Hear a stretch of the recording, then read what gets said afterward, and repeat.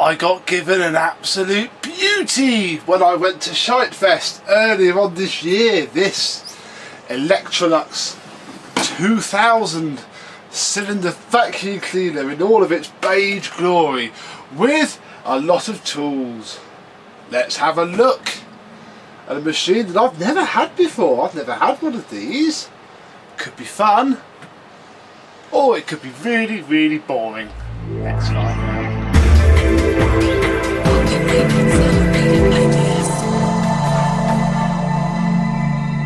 Yes, hello my vacuum cleaner chums. How are you on the hottest day apparently in Great Britain of the year so far, and possibly on many records? I do have a fan running in the background to stop me from dying, so apologies if you can hear that, but quite frankly deal with it, because otherwise this video isn't going to happen.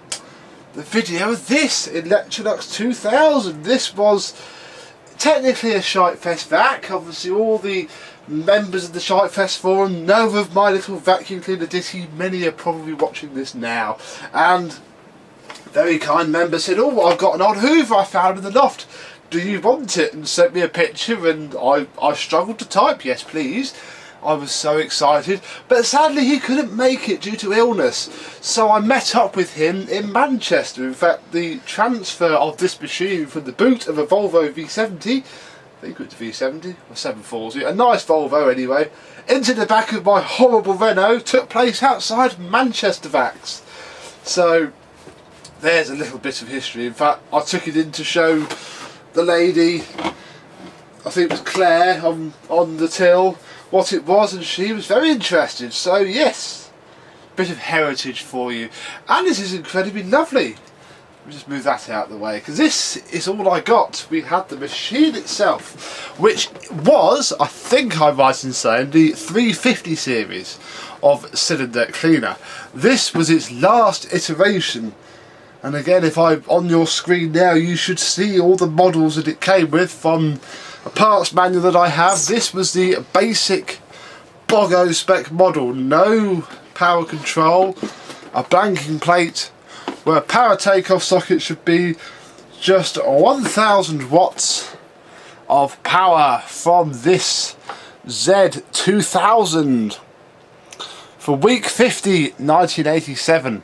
So just slightly younger than me, because I am from 1987, although not quite week 50. I'm September. We have two plastic extension wands. Now I do like Electrolux's wands because they are a bit stiffer than the Hoover wands of this period. They're not obviously as good as metal ones, but they are a lot stiffer, mainly due to the plastic collar inside and just the generally thicker plastic. We have this lovely floor tool. I do like this style of floor tool. I've got a brand new one that somebody gave me, but this one's not bad. It's used but not abused. The base plate is quite clean. It has both of its litter pickers.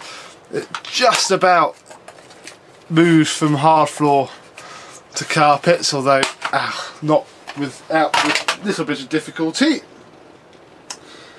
We have a butterfly tool that is a little bit grubby, but should clean out. So obviously that's it in dusting. I'm just caught by my blister. This is it in dusting brush mode.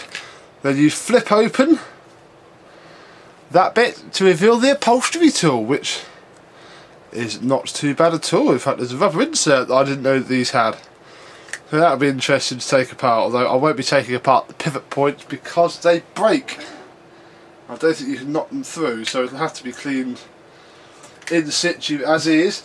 And of course the hose, which has the dolphin style, the later style of long neck, and in fact a place to sit the combination tool as you use it. Does have a power adjustment on it, and the ubiquitous 3-lug hose fitting. It didn't come with a crevice tool, but I had a look in the shed and found one black that matches, so it does have its full combination of tools. It did come with a few pattern bags. I don't have those on me. I do have some genuine old bags for this. And I think I might have some filters, but if not, I can get genuine Electrolux filters ever so easily, because this is the same as the 350 electronic series, 300 electronic series. So there'll be oodles and oodles of spares. Let's have a look at the machine itself. So this is what I would call proper Electrolux. Made in Luton, Bedfordshire. So proper Electrolux. We may as well start at the back. The cord rewind, just try and put itself back in occasionally. I think the little rubber wheel might be worn on the cord rewind, but it's got a decent length of cable when it eventually comes out. A nice moulded plug, must be one of the first moulded plugs from 1987. And for correct operation, hold this plug while doing the cord rewind. It's a shame that's so tatty, although actually, just with a little bit of rubbing, it isn't too bad, so that might stay. The cord rewind is pretty good. Winds it back in. The only other button is the power button. And that is it. Under this hood is the motor exit. Obviously lots of lovely dust. We have the post motor filter. And that's it.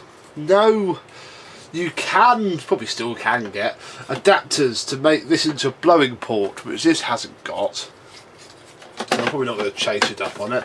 But that's it. That is just a blanking plate with the designation on it. At the front we have, if I can lift it up, the bag door with the bag check indicator window. In fact, no, it's not even a bag check indicator. No, it is. Oh, I'm confused. It might be, you know. It's a window anyway, because down here we have the bag. Now this part, I think, is the bag holder, because I can't put it out like that. We have the bag. It's not a genuine one, and it is a little bit full of quite old smelling dust, so we'll keep that for now. But what's making me a little bit so confused is there is a rubber tube.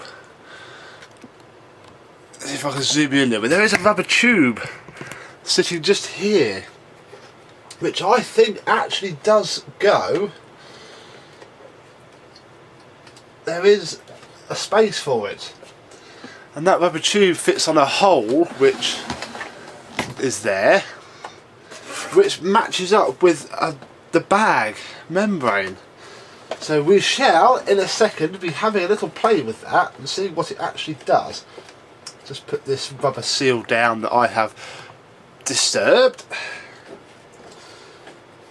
So yeah, that's quite interesting, and obviously this then does go under the bag full window, the bag check indicator.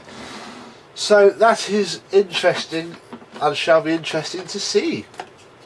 Here we have a pretty well used PE motor filter with the little pockets for the air freshener. Oh, it all smells a bit musty and old. It is a proper genuine loft find, I think. Let me just pop that back in there. And that's it. That's all you get. The bag just clips in like so. Obviously lots of dust everywhere. This has probably seen a blown bag or two in its life. That's it. That's not it. Hang on, why are you not? Oh, I pulled this out slightly.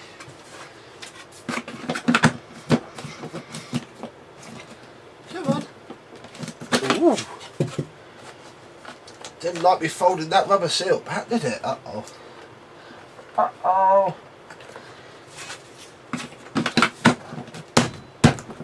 Come on, just close. You don't have to close well, just close. Ooh, what have we done? What have we done? I have. I pulled that out of under there, so we are going to have to do some disassembly. Let me just find a screwdriver. Bother. Right, let's see what happens if we take these screws out, which should hopefully, because I can see it moving already, lift this top panel out, which it has. That's why. Look, it all clips down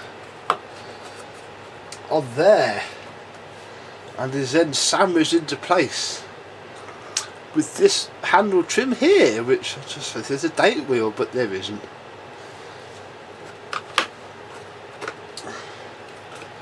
So with that back on, in theory,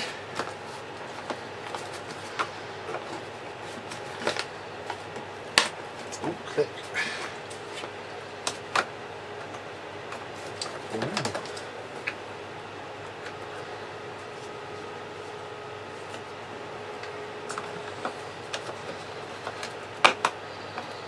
There we go. That's now sitting flush and holding itself in. So let's just wang the screws in.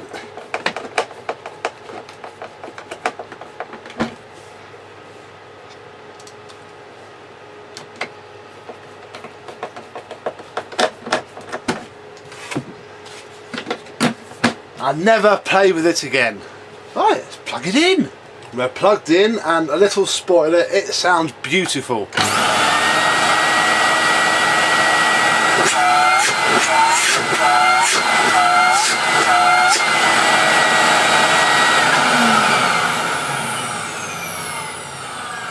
Little bit dry sounding on the wind down, and that is the bag check indicator. That little pipe that popped off. Wonder why I hadn't seen it work before, because I have used this a little bit and it came. It's lovely. So that obviously pulls the doodah back and does that, so that it works really well. Obviously there's no speed control, there's nothing, it is literally just a vacuum cleaner.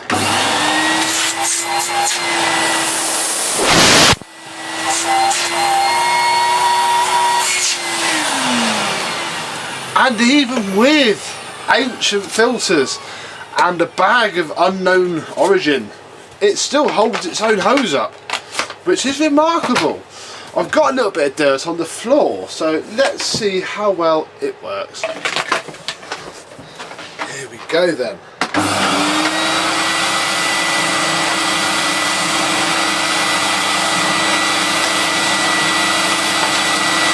Oh, it's lovely.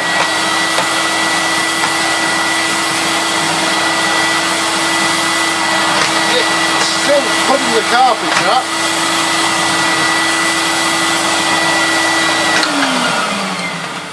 And it helps that this floor tool is an utter delight to use, really. It's much nicer than the Dolphin floor tool that it came with. So yeah, let's just have a quick check of the upholstery tool. So obviously you put the hose in that way, and then when you open it out, there's your upholstery tool.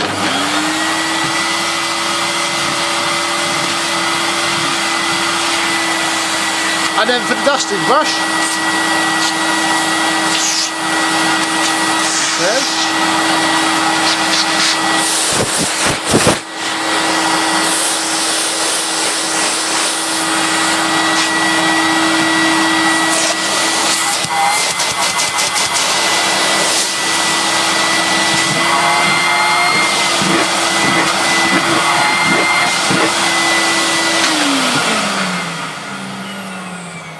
fantastic. So there we go.